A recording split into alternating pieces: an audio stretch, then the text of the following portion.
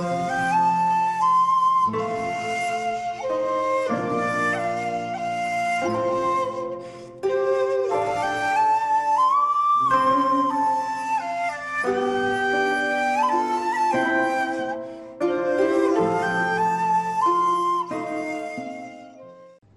there, this is Solitary Ronan from Solitary Ronan Films, and welcome to another random review.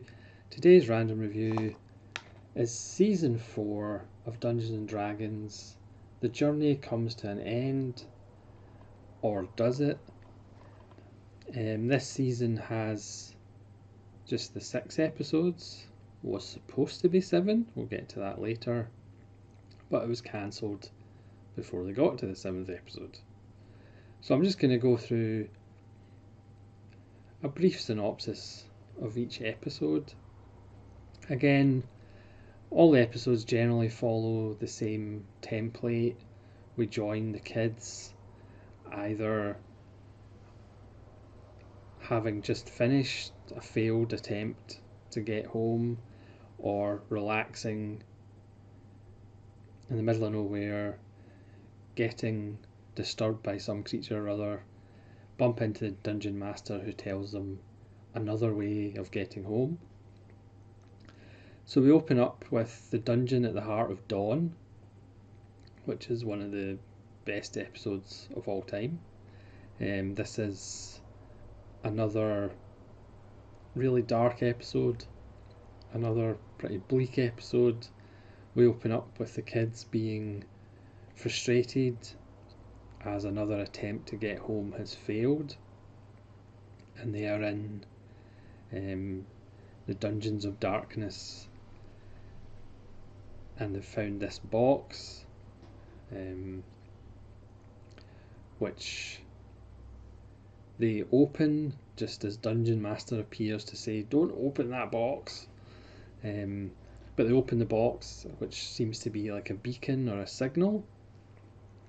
And even Dungeon Master, this is the first time that we've seen Dungeon Master actually afraid. The Shadow Demon, Venger's sidekick, was there as well, so he reports back to Venger, and even Venger is a little bit perturbed at what's happened. So there's a tremendous wind that appears, and severe rumbling, and this huge kind of tower of light and wind and destruction turns up, and the Dungeon Master refers to it as, has many names, as the name he can't speak, but around here we kind of call it pure evil, and it just goes from world to world, realm to realm, destroying, because it is evil. And again, Dungeon Master is at the lowest point we've ever seen him. It's pretty much, we're doomed. At one point, Dungeon Master even says we should just let it end and just kind of give up and just be killed by pure evil. But he uses all of his power to transmit the kids from one side of the realm to the other, but evil keeps coming. It turns up in one of Venger's many dark towers, and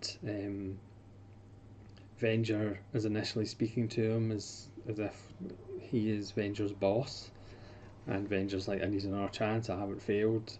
And then he gets annoyed at Venger, and Venger fights back, so Venger's in trouble as well. But with the final ounce of his power, Dungeon Master sends the kids and him into the underworld, and they have to find a place in the underworld that Dungeon Master can replenish his powers. And wouldn't you know that Venger and the Shadow Demon, Venger's transported them to the underworld to basically hide from pure evil.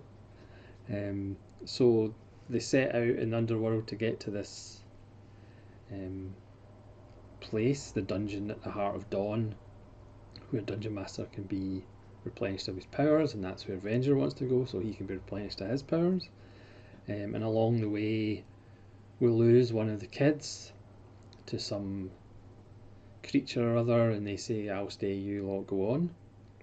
So we're getting whittled down, and it does seem as though the end is nigh, even though there's 5 more episodes to go.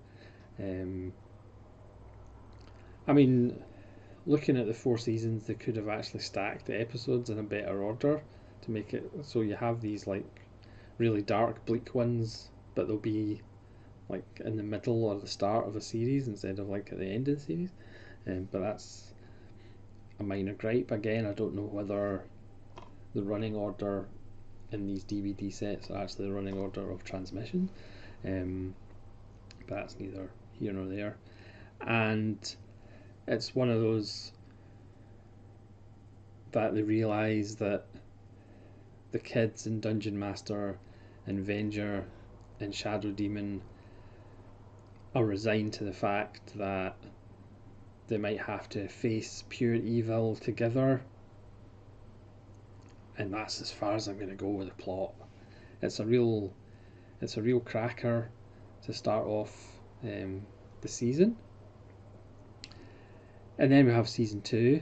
So, spoiler alert: they survive episode 1, but episode 2 is The Time Lost, which is another fantastic episode. It's about missed opportunities. Again, the kids are down at missing another chance to go home, another portal that they've just missed out on. They start getting attacked by a blue dragon, as you do. It must be Tuesday. And then but a jet fighter appears with a pilot from the south of the United States, who's obviously bemused at what the hell's going on.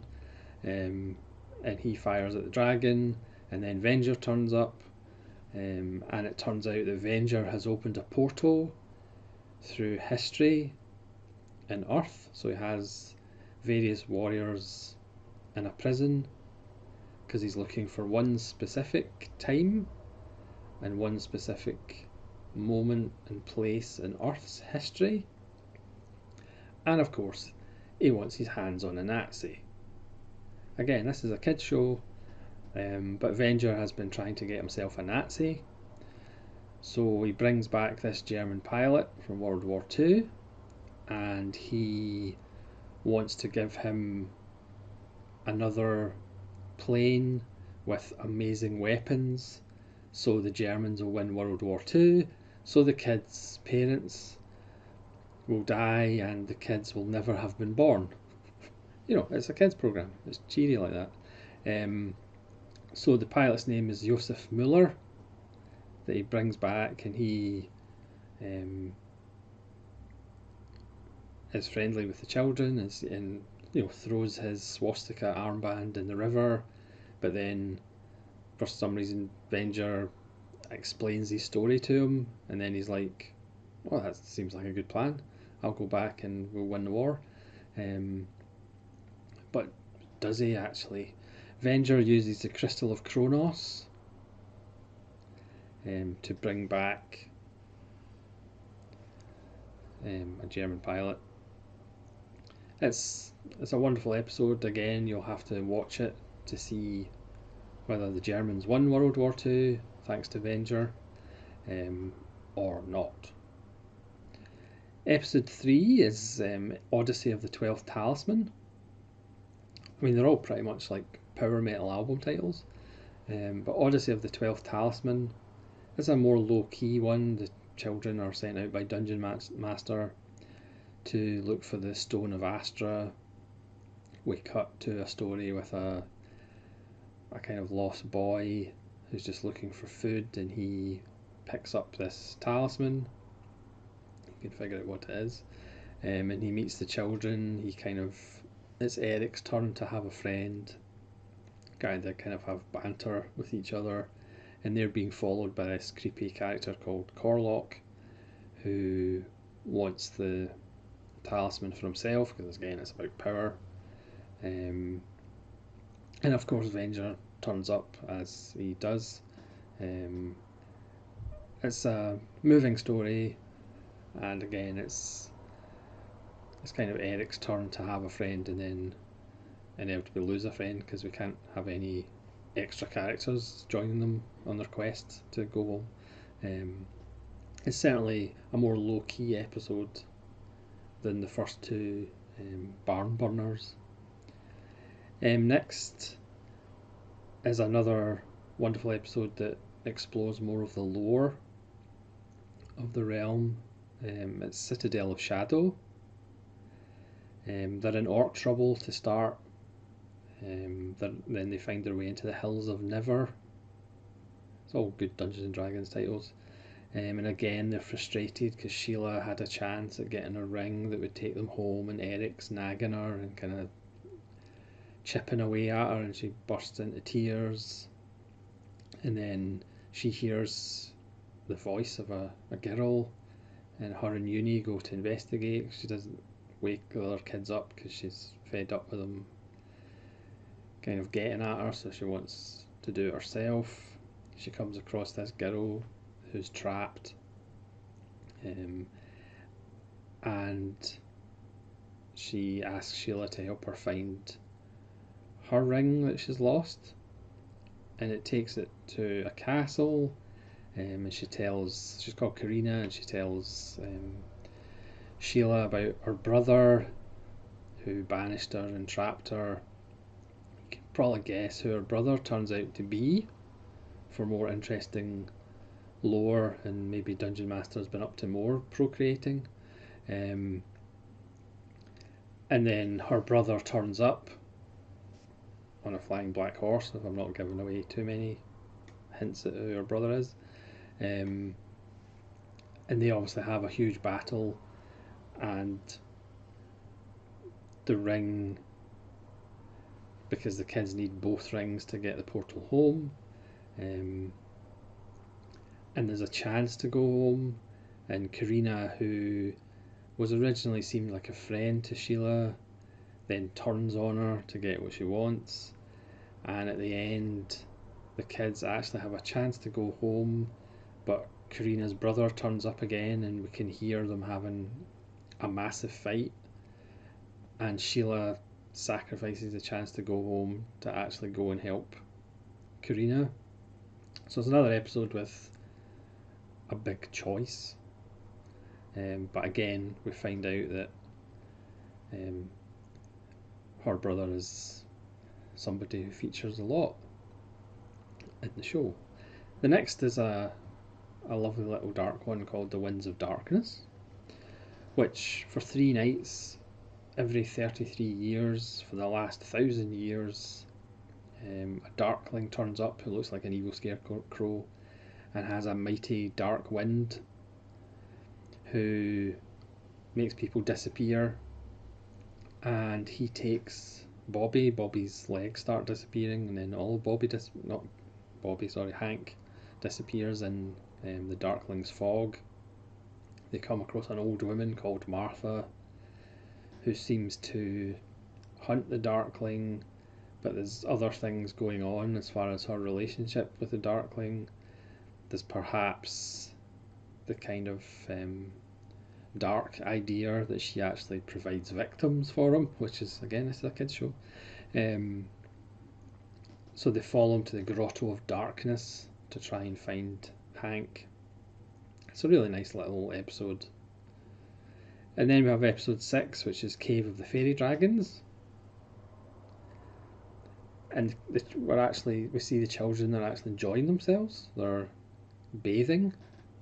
We don't actually see them enjoying themselves in the last couple of seasons. It's usually frustration and misery and disappointment. And again, Dungeon Master turns up saying, "Oh, well, I know a way you can get home, but you need to make a giant sacrifice for somebody tiny." And at that point, huge red ants come out of the ground and force them to run away, as is the wont in the realm of Dungeons and Dragons. A butterfly dragon turns up called Amber, who's only wee, and she tells them, she takes a a shine to Presto, the magician, for some reason. The Queen has been kidnapped by King Varen, and they have the fairy dragon treasure, because as we know, all dragons love treasure. So the kids agree to help Amber rescue the Queen, and there's a mirror, and whatever you wish you can come true. So again, it's a chance to go home or save the fairy dragons, and this time it's Eric who decides, who's usually cowardly and self-serving, but it's his turn to decide whether do they go home or sacrifice their chance to help somebody else. And that's the final episode of Dungeons and Dragons. It wasn't meant to be the final episode of Dungeons and Dragons, but it's the final episode of Dungeons and Dragons. So the children never get home, which for me is kind of nice, because it's not about the destination, it's more about the journey. But the season 4 DVD, apart from having the fan commentaries, which are on all 4 discs, this has a Requiem featurette and the Requiem script. Now Requiem, which originally was called Redemption, was going to be the last episode before it got cancelled. So if it just wasn't picked up for the next season, Requiem was going to be the last episode, but it actually got cancelled before they made the last episode. I mean, it seems kind of cruel. They've only got 1 episode left, but we'll cancel it anyway. So Requiem was going to be perhaps an ending, but also a look to the future. It was perhaps they were going to escape this realm, but end up somewhere else. But the script is kind of interesting and quite dark, as most of season 3 and 4 is. That's for kids. But it opens up with Venger and Dungeon Master having a philosophical conversation, and Venger making a bet with Dungeon Master. If Dungeon Master turns the back on kids, they'll turn to him and he'll promise to get them home. So what happens is the kids split into 2 factions. They essentially have a civil war, one following Dungeon Master and believing the Dungeon Master is good, and the other group of kids going, you know what, Dungeon Master's a wee sadist. Venger does have a code, despite being not very nice to us all these episodes, but he's promised to get us home. So there's actually a civil war between the 2 groups of kids, which would have been fascinating, but of course we'll never see it. In the featurette we do talk to somebody who was going to animate, because there was fan groups who were going to animate the last episode and somehow release it. I don't think that's ever happened, but we do see some of the animated bits and pieces of it, and of course it's that strange animation, early days of computer animation, so it does look a wee bit weird. It's not hand drawn or anything, but it would have been an interesting finale to the series.